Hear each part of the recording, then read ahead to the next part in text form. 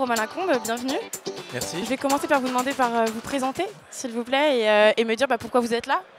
Très bien. Donc, je m'appelle Romain Lacombe. Je suis là parce que l'open data, ça me parle et ça me parle depuis 5 ou 6 ans. Et j'ai eu la chance de participer à la création d'open data en France, en fait, l'aventure de data.gouv.fr, Data Lab. Aujourd'hui, je parlais spécifiquement du projet que je mène depuis un peu plus de 2 ans maintenant, qui s'appelle Plume Labs, qui est une start-up qui cherche à apporter aux consommateurs, aux citoyens, aux particuliers des produits et des services pour mieux comprendre leur environnement et pour leur permettre de mieux s'en protéger. Et aujourd'hui, je présentais du coup notre application mobile, le Plume Air Report, qui utilise l'open data dans près de 60 pays à travers le monde, va chercher des mesures en temps réel depuis plus de 10 000 stations à travers le monde et qui nourrit un modèle d'intelligence artificielle qui permet d'avoir des prévisions de pollution à plus de 24 heures dans près de 400 villes à travers la planète. J'ai vu que vous parliez d'une opération avec des pigeons pour mesurer la pollution.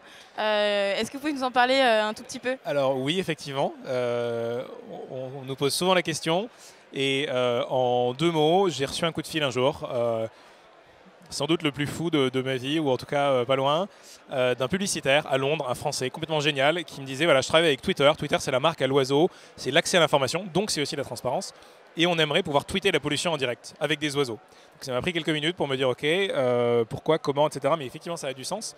Et il s'avère qu'au-delà de notre application mobile qui utilise l'open data pour faire la transparence sur la pollution, on développait depuis près de 2 ans un capteur de pollution miniaturisé avec des équipes du CNRS qui nous aident à le rendre le plus précis possible, le plus robuste possible. Et donc on s'est dit, chiche, on va essayer de faire voler nos capteurs de pollution dans des petits sacs à dos portés par des pigeons. Et alors ça a été compliqué pour plein de raisons. D'abord parce qu'il a fallu miniaturiser la technologie, la rendre la plus légère possible.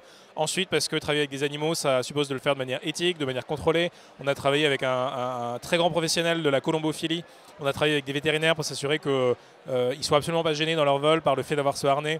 En sachant que les pigeons, c'est ce qui est intéressant aussi, c'est une tradition séculaire, peut-être millénaire. Et, justement, vous avez repris une tradition pour l'utiliser pour quelque chose plutôt futuriste en fait. Et pour porter un message, comme les pigeons portaient des messages sur le champ de bataille, porter un message qui est celui que notre environnement compte pour nous et que la pollution, c'est un sujet important. Et on l'a bien vu du coup ces derniers jours